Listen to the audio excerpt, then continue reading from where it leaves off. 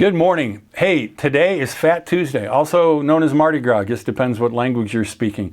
And it means tomorrow is Ash Wednesday, the beginning of the Lent season. Now, some churches really make a big deal out of Lent, some don't. Some years I do, some years I don't. Last year I gave up French fries for Lent. And I didn't have any French fries, I don't think, until August or something. And I still don't think I've gotten them at a drive-through one time since then. But yeah, I'm gonna go after a few more things this Lent as well. Hey, I want to share something I picked up from a Lent devotional book. It's called Junkyard Wisdom by Roy Goebel. Yeah, I'm enjoying it. Yeah, I've already been doing some Lent stuff. And it's based on in Luke's Gospel, chapter 10.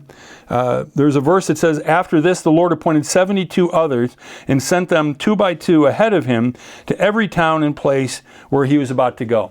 The premise of the book is back in, I believe it's Luke 9:51. It says that Jesus set out resolutely to Jerusalem. The rest of the Gospel of Luke is Jesus' journey, his road trip, going to Jerusalem, knowing he will be executed in a horrific fashion. And so everything that happens in that context. So Jesus must have had a great recruiter because he had the 12. Now he's got 72. And he sends 72 rookies out. But first he has to do a little training. He gives them a few instructions. He talks about being focused on harvests and reminds them to enjoy the food and beverage that's given to them. And he has some other instructions.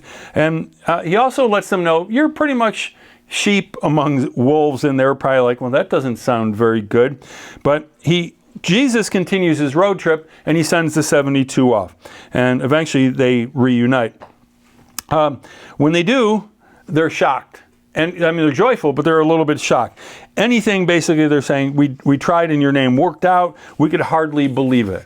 So Goebel says this is really kind of like just in and of itself a good Sunday school lesson, right? Do what Jesus says, and good things happen. But his question is, who the heck were they? 72 anonymous people. We can pretty much assume that they were men in that culture, that they would have been. But he says, I love thinking about this because he says when he goes on a road trip, one of the things he likes to do is he likes to imagine the assembly line people that made the car that he's driving, and the teenager who flipped the burgers when he goes through the drive-thru on his trip, and the maid who cleaned the motel room, and the woman behind the counter at the gas station, and the truck drivers who delivered everything we ate, drank, wore, and used along the way. Not to mention the thousands of people who kept the roads open, the water flowing at the rest stops, and the weather alerts and GPS working. We're dependent on so many people.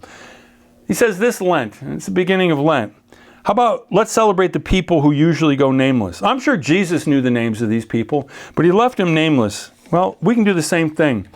A friend of mine, we'll call her Maureen because that's her name. She put this out on Facebook. It's a story about former President Ronald Reagan.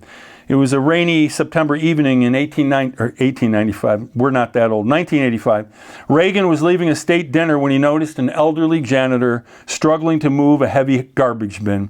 Without hesitation, the President of the United States, wearing a formal tuxedo, walked over, grabbed the other side, and helped push it to the loading dock, while Secret Service was probably having heart attacks watching their boss handle trash in a $3,000 suit. The janitor, James Parker, later shared that what stunned him wasn't just the help, it was that Reagan stayed for 15 minutes asking about Parker's grandchildren, his hometown in Georgia, his dreams of retirement, treating their conversation like it was the most important meeting on his schedule, because to Reagan, it probably genuinely was. He was born in 1911.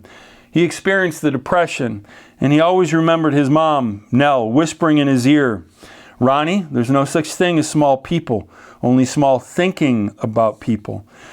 Michael Deaver, who was an aide to the president, says that Reagan regularly would arrive early, specifically to meet the waitstaff, kitchen crew, venue workers, and how he'd send handwritten thank you notes to White House cleaning teams.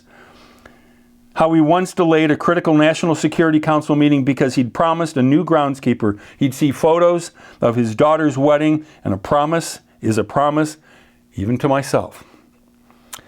But what really, the person who wrote this, he says, what wrecks me is that his deep bone deep belief that every job has dignity and every person deserves respect.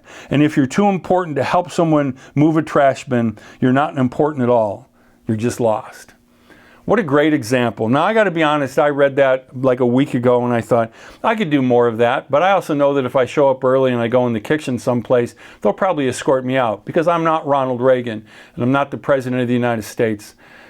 But you know what? There's a lot of people this Lent season that we don't normally say thank you to. Let's make it a point to do it. Let's be like Ron. Have a great day.